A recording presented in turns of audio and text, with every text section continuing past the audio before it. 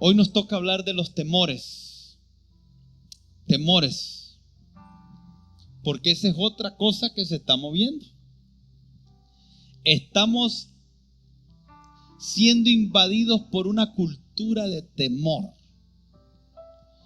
Y segunda de Timoteo, en el capítulo 1, el verso, vamos a leerlo desde el 1. Pablo le está escribiendo a Timoteo y le dice: doy gracias a Dios, al cual sirvo desde mis mayores con limpia conciencia, de que sin cesar me acuerdo de ti en mis oraciones noche y día. Y preste atención cómo Pablo va a introducir algo que tiene que ver con el temor en la vida de Timoteo. Pero lo primero que le dice: yo deseo verte porque me acuerdo de tus lágrimas para llenarme de gozo. Y escuche lo que le dice aquí: trayendo a la memoria la fe no fingida. Pablo introduce ahora el tema de la fe, pero le hace un énfasis a la fe. Dice: la fe que tú tienes es una fe no fingida. Y yo estoy haciendo memoria de eso. En otras palabras, Pablo estaba reflexionando y pensando en cómo era la vida de Timoteo cuando estuvo cerca de él, cuando tuvo acceso, cuando lo observó, cómo reaccionaba, cómo actuaba, cómo se comportaba. Cuando Pablo estuvo con él, miró en él una fe. Pero Pablo llegó a la conclusión, por lo que vio en él, que esa fe no era una fe fingida. En otras palabras, no era una fe que se comportaba de una manera cuando estaba en público y de otra manera cuando estaba en secreto, sino que Pablo estaba diciendo: yo soy testigo de que tú tenías una fe en la cual te comportabas con integridad cuando había gente y cuando no había gente, cuando estaba algún tipo de persona o cuando estaba otro tipo de persona. Tenías un nivel de integridad que yo, siendo Pablo, y usted sabe quién era Pablo, le hace un complemento, le hace un halago. Qué maravilloso sería que alguien nos dijera a usted y a mí, pero no el que no nos conoce, hermano. Porque el que no tiene cercanía y acceso a tu vida no tiene legalidad ni para hablar bien ni para hablar mal. No es un testigo confiable y fidedigno. Porque esta persona que no tiene acceso a ti no puede testificar con los argumentos, las pruebas legales de que tú eres algo, porque no tiene acceso a ti, ni bueno ni malo. No es confiable. Cuando alguien opina acerca de ti y no está cerca de ti, cosas que solo alguien cerca de ti puede opinar, no es confiable. Ni que diga cosas buenas, ni que diga cosas malas. Entonces hay gente que te puede decir: yo te recomiendo a este contador, yo lo conozco. Y uno le pregunta: ¿has trabajado con él? ¿Alguna vez te ha hecho un trabajo? ¿Conoces a alguien que le ha hecho un trabajo? Dice: no, pero me dijeron que es bueno. No, yo no confío en alguien así. Te recomiendo a este carpintero, es buenísimo. ¿Te ha hecho alguna puerta o algún mueble? No, pero a mí me dijeron. Pero si tú lo viste trabajar, te hizo un trabajo y tú lo viste que era bueno, entonces tú puedes recomendar. Por eso usted no ande recomendando. ¿Por qué recomendamos? Y a veces nos quedan mal. ¿Saben por qué nos quedan mal? Porque recomendamos y no conocíamos a esa persona. Pablo está haciendo una recomendación acerca de Timoteo y dice: él tiene una fe no fingida. Pero usted pudiera decir: ese trabaja mal, no sabe trabajar. Perdón, ¿alguna vez te ha hecho algún trabajo? No, pero me dijeron: estás pecando.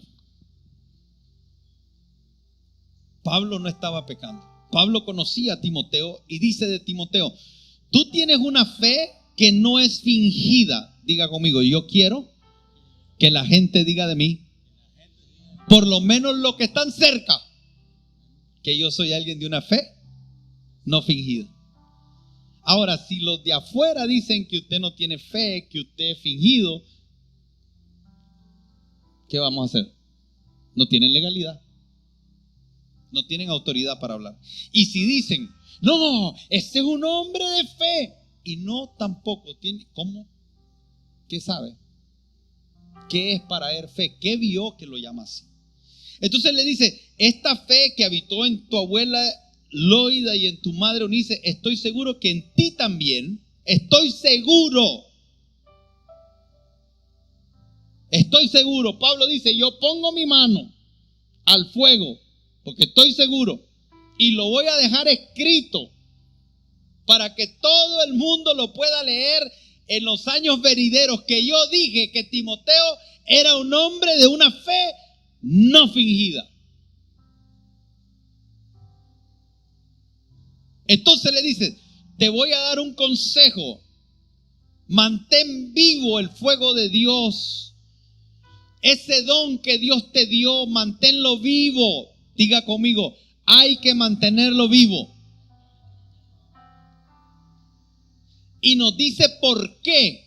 Escuche, hay que mantenerlo vivo. Hay una fe no fingida, pero que hay que mantenerla viva. Y dice, porque no nos ha dado Dios espíritu de... En otras palabras, la fe y la cobardía no pueden cohabitar. El temor y la fe no pueden cohabitar. Y Pablo le está diciendo a Timoteo, tú tienes una fe no fingida, pero si no tienes cuidado y se apaga el fuego del don de Dios que hay en ti, un espíritu de cobardía tomará control. Tu fe menguará, tu fe disminuirá. Y Dios no te dio espíritu de cobardía, sino que por causa de esa fe no fingida que hay en ti, lo que debe de manifestarse en tu vida es poder, amor y dominio. Son manifestaciones de una vida de fe. La vida de fe no está vinculada solamente a milagros. Una vida de fe también está vinculada al amor. Por eso es que Pablo en 1 Corintios también le dice a los corintios, si pudieran ustedes hacer todos los milagros, si hablaran en lengua, si vieran manifestaciones sobrenaturales, pero no tienen amor, nada son. Parte de un hombre de fe es que tenga amor. Parte de un hombre de fe es que tenga dominio propio. Parte de un hombre de fe es que pueda manifestar poder. Eso era lo que Pablo le estaba diciendo a Timoteo. A ti no te dio un espíritu de cobardía. Esa palabra cobardía es la palabra delia. Es como casi como un nombre, pero en griego. Delia.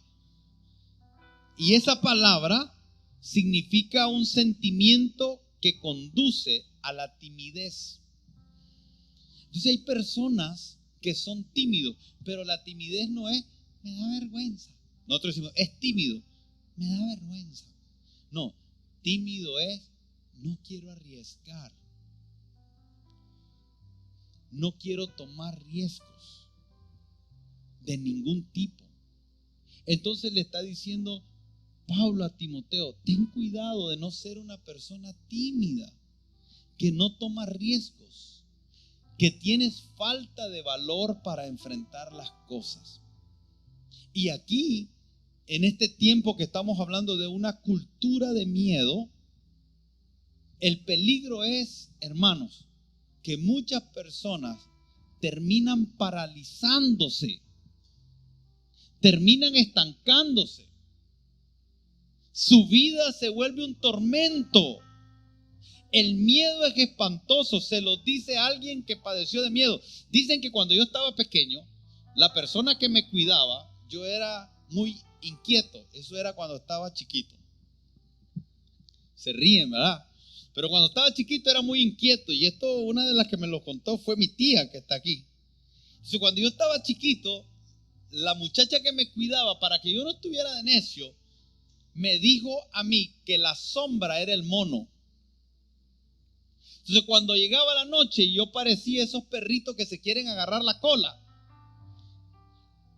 Y me le pasaba corriendo a mi sombra, y mi sombra me daba miedo. Hermano, Vladimir era brother mío desde que teníamos 7 años. Vos sabés que yo siempre le tenía miedo a la oscuridad. Miedo a las sombras, por todos lados miraba sombras. Todavía hasta hoy, cuando me sale una sombra, medio me asusto. Pero lo que le quiero decir es que el temor es algo que te puede poner en una condición de tormento. Las enfermedades mentales en este tiempo se están incrementando de una forma impresionante, y déjeme decirle que una de las fuentes principales de las enfermedades que la gente está teniendo, de depresión, de estrés, de ansiedad, todas esas enfermedades están vinculadas al temor. Entonces no es un tema que debamos de pasar por alto. La gente está con miedo. Tiene emociones que están alterando la forma de percibir. Escuche esta definición de miedo. El miedo es una emoción que altera la percepción como el razonamiento ante eventos y situaciones determinadas. Una persona que está con un espíritu de cobardía, y ya vamos a ver que el miedo, la Biblia lo llama un espíritu. Pero quiero primero que quede claro qué es el miedo. Entonces, el miedo es una emoción porque sentimos miedo. Se convierte en una emoción, aunque su raíz es un espíritu de temor. Nosotros lo percibimos como una emoción. Lo interesante de esta emoción es que esta emoción precede al acontecimiento. O sea, el acontecimiento no se ha dado, porque el miedo es la percepción que tengo de un acontecimiento. Cuando ya algo pasó y me dañó, lo que tengo es otra cosa. Son las consecuencias de una herida, de un dolor, de una pérdida. Ahora lo que tengo es dolor. Ahora lo que tengo es tristeza. Ahora lo que tengo es frustración. Son otras cosas, pero el miedo se anticipa. Viene, de repente siento algo. Y es un espíritu de temor el que me invade, pero ese espíritu produce una percepción. Y Pablo le está diciendo a Timoteo, Dios no te dio ese espíritu.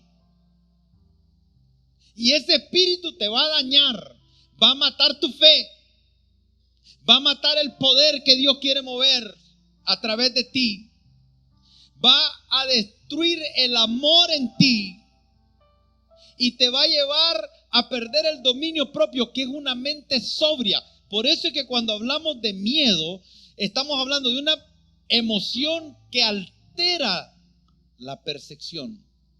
O sea, produce que yo vea las cosas de una manera equivocada, pero no solamente altera la percepción, sino el razonamiento. Ahora, veo lo que está aconteciendo ya de una forma diferente. ¿Qué quiere decir eso?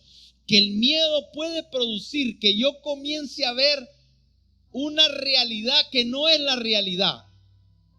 Mi percepción cambió. Pero con eso también lo que ocurre es que el razonamiento cambia. Entonces yo ya comienzo a razonar no de una forma racional.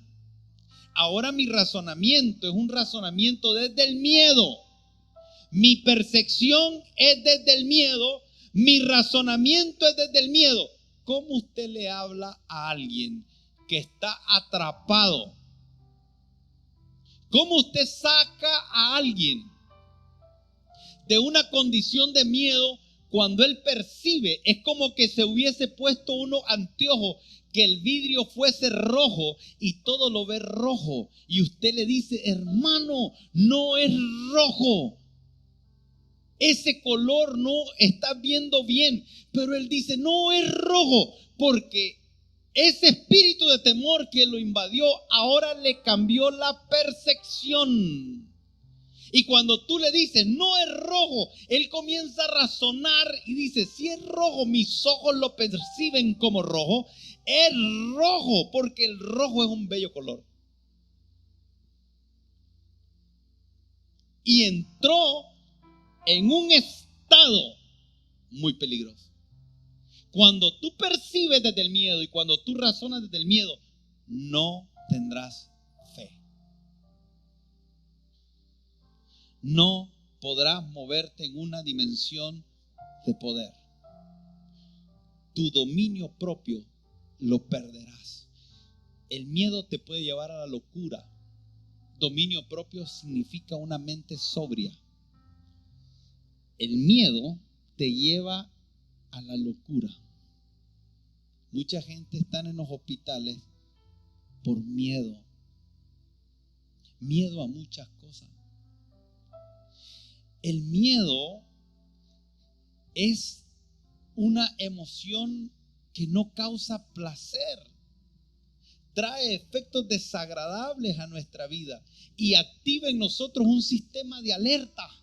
Estamos en alerta y ponemos mecanismos de protección, huida o acción. Y nos toma el miedo.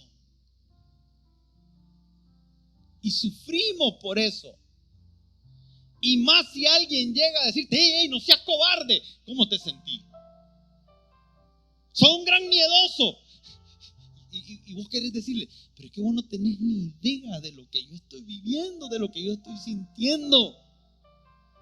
No puedo negar esta emoción, pero esta emoción está absorbiéndote por completo. ¿Y qué es lo que ocurre?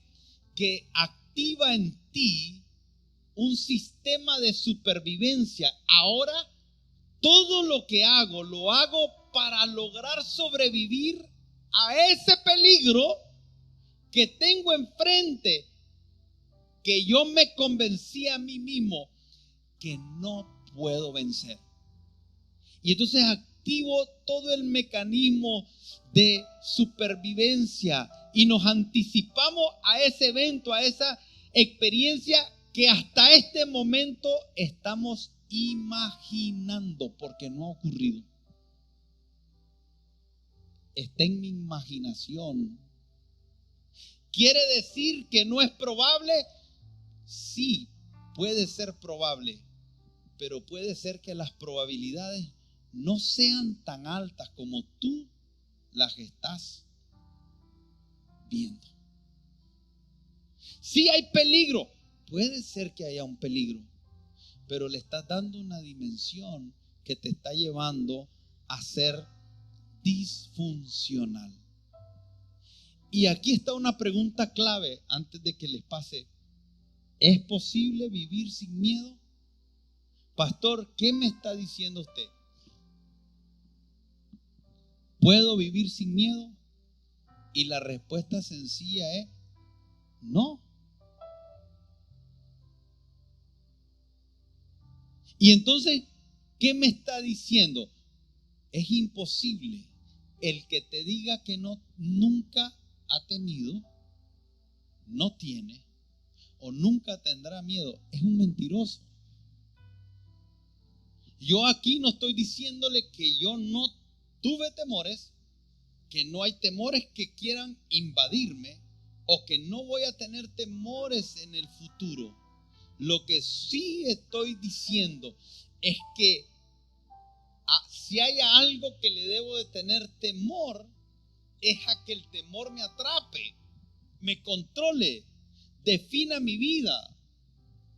Y de eso es lo que estamos hablando ahorita, de que usted pueda tener la capacidad de identificar cuando un espíritu de temor te está gobernando.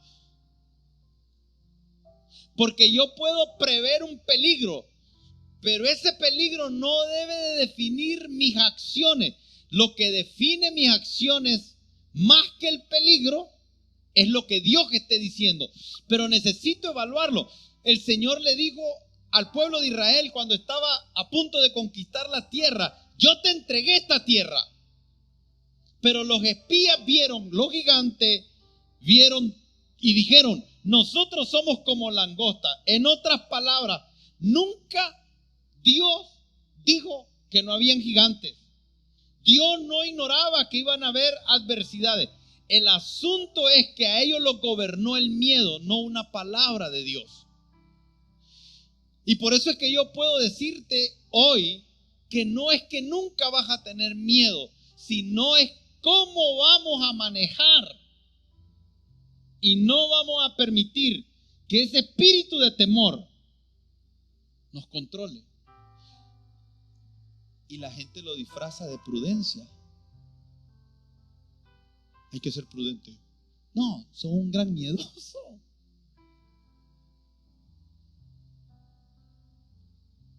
La prudencia existe, pero los miedosos que se disfrazan de prudencia existen. La fe responsable existe, pero los miedosos que se esconden detrás de una fe responsable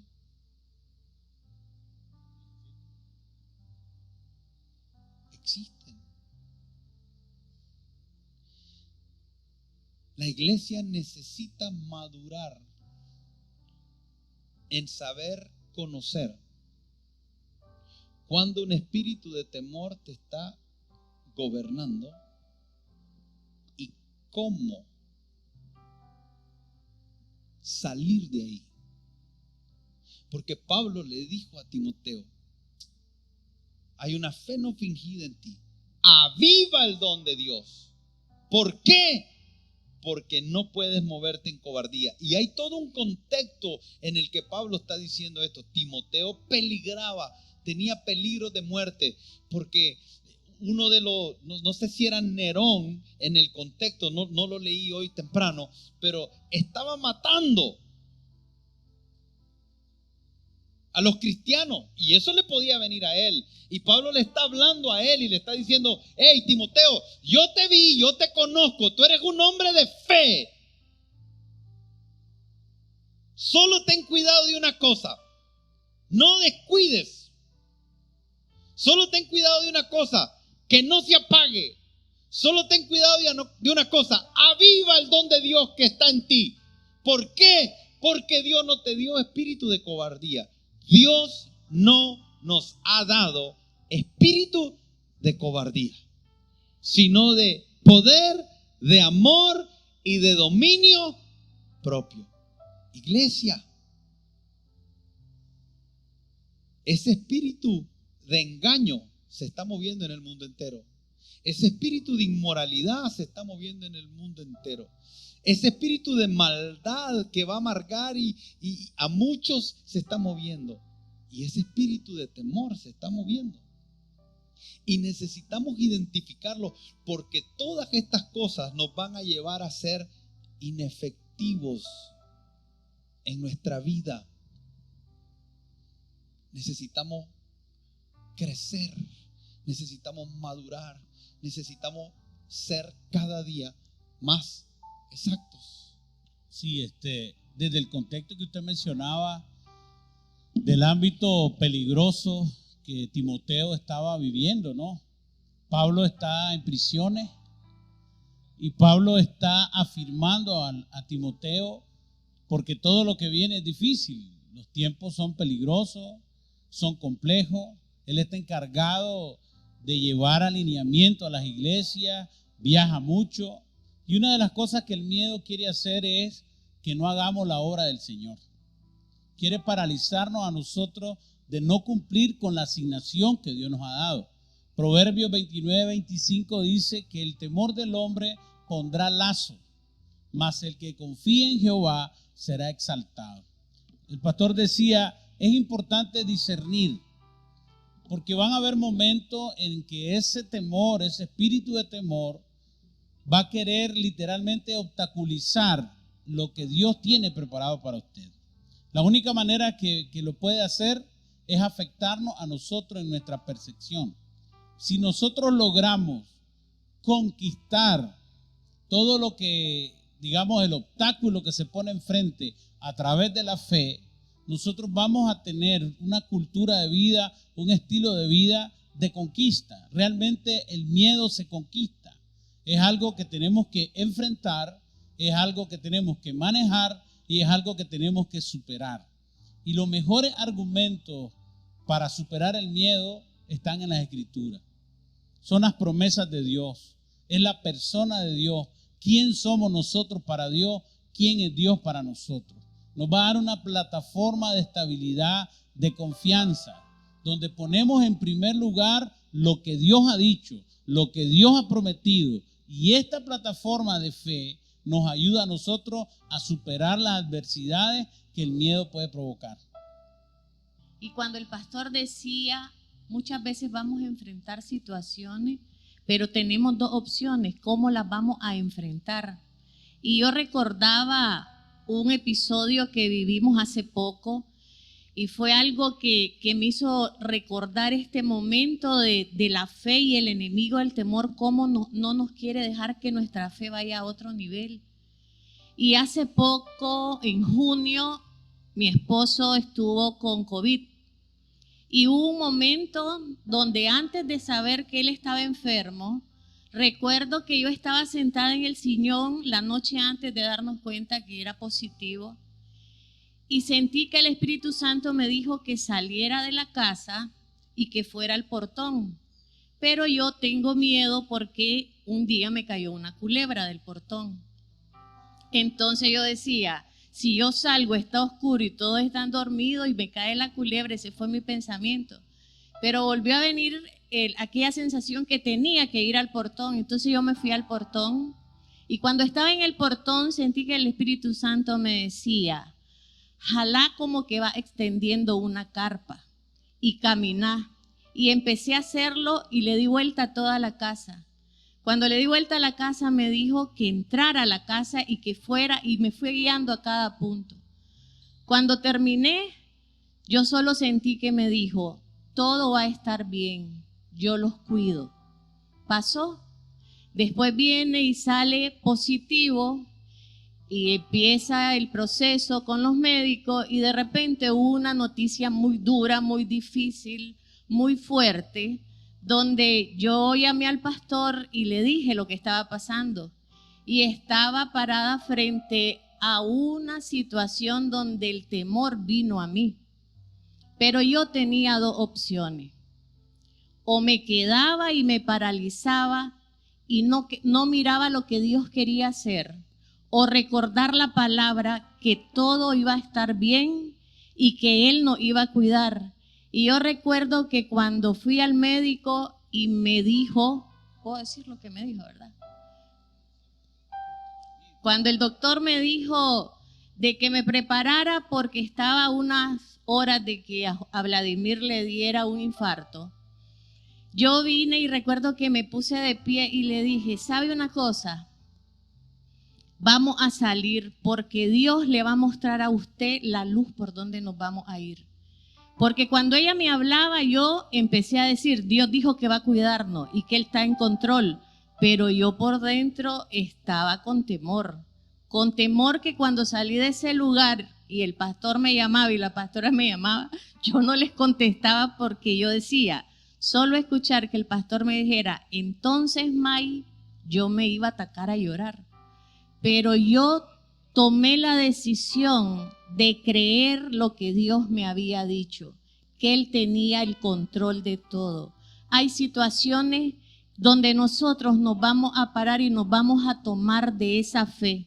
¿Para qué? Para que nuestra fe crezca, porque las palabras que Dios nos ha dado, Él las cumple. Una de las cosas que uno ve acá, y cuando leíamos el capítulo 1 de 2 Timoteo, uno puede ver ahí un propósito y uno puede ver asignación. Y yo quisiera que usted se pudiera también recibir esto en su corazón, porque entrar en una condición de temor, en una condición de pánico, es algo que nos paraliza y nos hace perder la asignación. Timoteo tenía una asignación para lo que él iba a hacer en Éfeso, que era la iglesia donde fue dado. Por eso Pablo le dice en el versículo 8 de ese mismo capítulo, dice, por tanto, o sea, afianzándose en su fe, avivando el don de Dios, iba a lograr algo. Y era no avergonzarse de dar testimonio. Y esa palabra avergonzar quiere decir no apartarse, no opacarse, no ceder a lo que Dios le había entregado. Entonces, cuando uno ve esto del miedo, definitivamente necesitamos aprender a enfrentarlo. Van a ser realidades en nuestra vida, pero siempre no olvidando esto, el miedo siempre va a tratar de robarte tu asignación, tu propósito en Dios. Por eso es que cuando obedecemos a nuestros temores, nos va a costar obedecer a Dios. Amén. Y no quiero que nos malinterprete, porque uno dice, bueno, gloria a Dios porque el pastor Vladimir está vivo. Y ahí es donde también debemos de aprender a identificar miedo a qué le tenemos. ¿Saben cuál es el miedo más grande que el ser humano tiene? Es el miedo al futuro. ¿Por qué? Porque el miedo al futuro está vinculado a lo incierto. Pero déjeme llevarlo al siguiente nivel, porque tener miedo al futuro suena como muy light. Tener miedo a lo incierto suena como muy light. Pero en realidad de lo que estoy hablando es de la muerte. Naturalmente, escuche esto, naturalmente el temor más grande que el ser humano tiene es enfrentar la muerte. Y usted, pastor, te estoy diciendo el ser humano, ¿qué soy yo? Tal vez parezca algo raro, pero soy un ser humano. Y en este tiempo hay un espíritu de muerte que está produciendo temor. ¿Cuál es? Que la gente le tiene miedo a la pandemia. No es a la pandemia, es a lo que puede hacer la pandemia. La gente le tiene miedo a la guerra. No es a la guerra, es a lo que provoca la guerra. La gente le tiene miedo al hambre. No es al hambre, es a lo que produce el hambre. La gente le tiene miedo a no tener una casa. ¿Por qué? Porque no tener donde vivir pone en peligro tu supervivencia. Ahora, el asunto es que la única forma de gobernar el miedo a la muerte al punto que no te sea disfuncional es con la fe. Escuchen lo que dije, hermano. Que no te sea disfuncional. Y hay tanta gente que ha perdido a seres queridos. Usted me dice, le faltó fe. Cuidado, no entremos ahí. La pastora Maite dice, Dios esté en control. Amén, Dios esté en control. Pero el hecho de que Dios esté en control no quiere decir que todo va a salir como nosotros exactamente creemos. O sea, la fe era esta. Ayer discutía también con los pastores y me decía, hay gente que me está diciendo, pastor, y entonces creemos a Dios que Dios sana a alguien o creemos que Dios se lo va a llevar. ¿Cómo creemos? Digo, no, la Biblia es clara. Estamos hablando, digo, la Biblia es clara. ¿Qué dice la Escritura?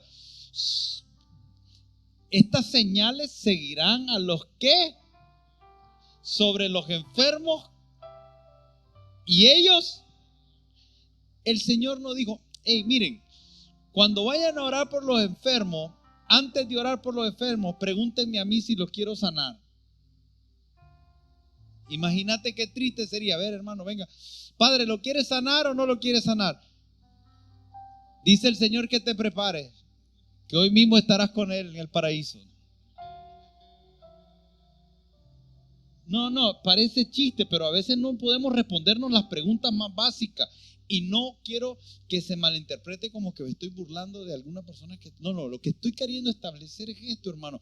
El Señor te dijo a ti y a mí que orásemos y ellos serían. ¿Sabe cómo resuelva esto? Usted ore con fe. Usted ora con fe. Usted le cree a Dios por un milagro. Usted impone mano, suelta palabra, declara que por los méritos de Cristo nosotros fuimos curados en el nombre poderoso de Jesús. Sé sano en el nombre de Jesús, sano en el nombre de Jesús. Y usted se mueve en fe. Pero también la fe es que Dios tiene el control. Que Dios es bueno. Que Dios tiene planes de bien. Y que por eso tenemos que aprender a enfrentar los miedos. Porque el miedo a la muerte nuestro, para Dios no es miedo. ¿Qué dice la Escritura? Honrosa, valiosa, estimada es la muerte de los santos a los ojos de Dios. Los ojos de Dios ven la muerte totalmente diferente como nosotros la vemos. Por eso es que el perfecto amor echa fuera el temor. Y usted dice, pastor, ¿será que voy a dejar de temer? Te respondí esa pregunta desde el inicio. Es imposible. No, vamos a tener que enfrentar. ¿Saben lo que dijo Jesús cuando estaba en el huerto de Getsemaní? Jesús dijo, mi alma está triste hasta la... ¿Sabe lo que estaba diciendo? Hasta el último suspiro voy a estar triste porque no quiero morir. Porque las palabras del hombre no pueden traer a tu corazón lo que la palabra de Dios puede traer. Este es Jesús diciendo, mi alma, o sea, mis emociones.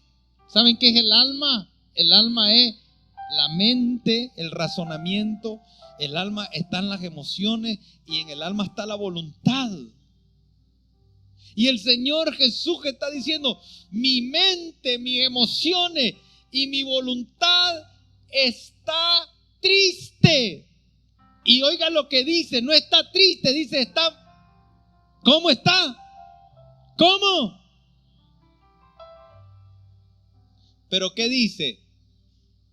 Hasta. ¿Sabe qué significa muerte? Separación. Jesús lo que estaba diciendo, mi alma está triste hasta que se separe de este cuerpo.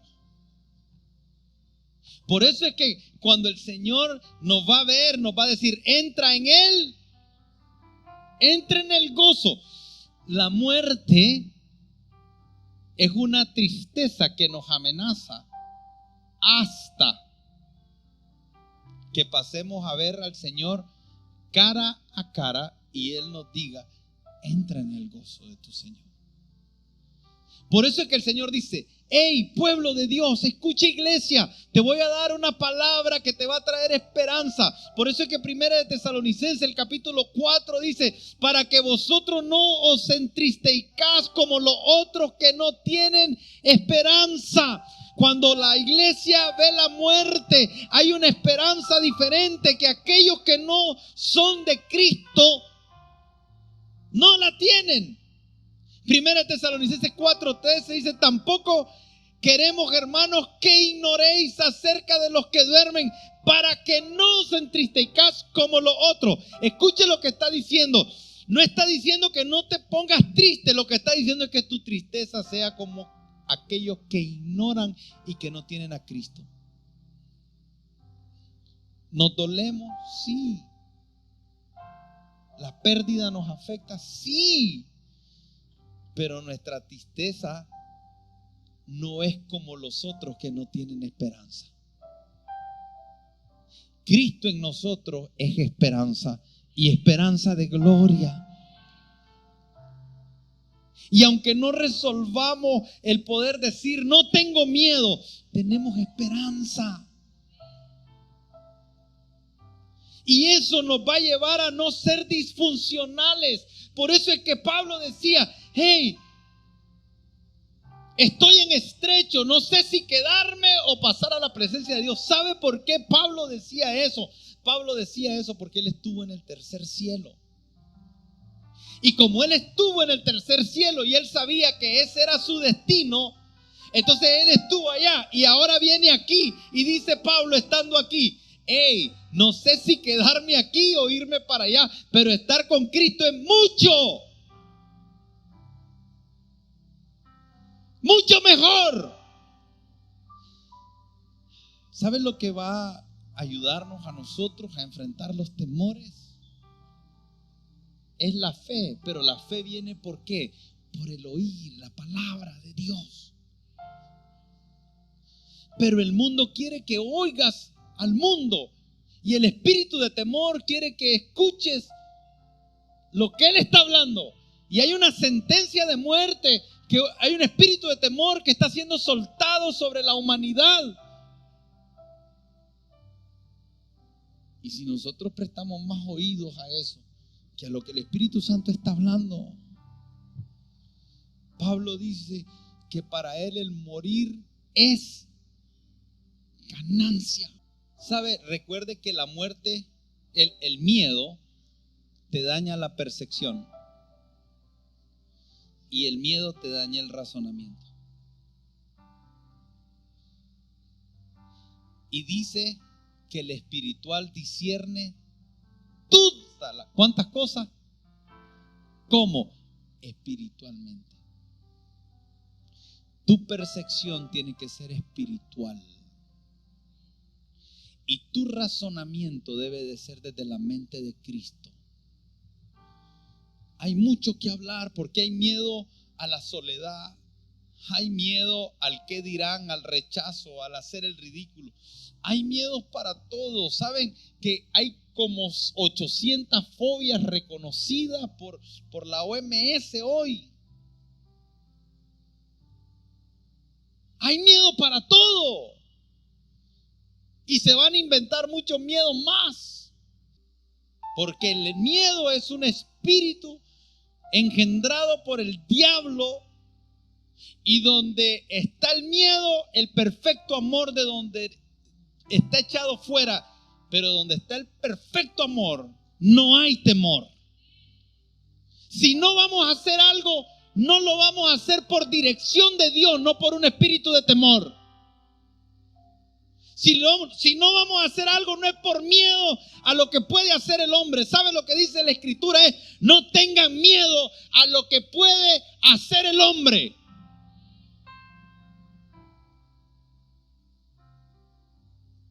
Es impresionante cuando a ese Pablo que dijo: para mí el vivir es Cristo y el morir es ganancia, a ese Pablo en un momento le dijeron: hey, no vayas a Jerusalén, que lo que te espera son prisiones, lo que te espera. Y Pablo dijo: si el Señor quiere que yo vaya, ahí voy a ir. Yo no soy Pablo, quisiera ser Pablo. Pero hay ejemplo en las Escrituras, hermano.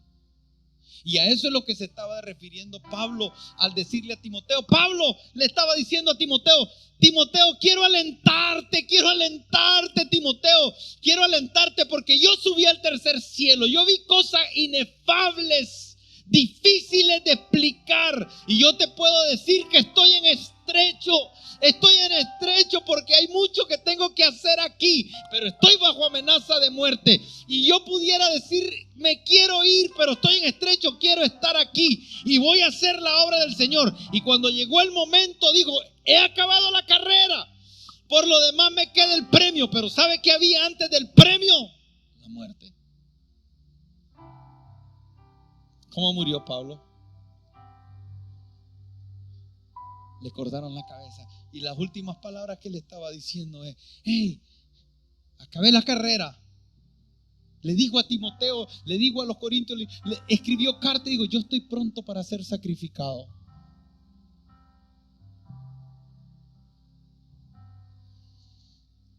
He peleado la buena batalla, he acabado la carrera, he guardado, ¿qué cosa?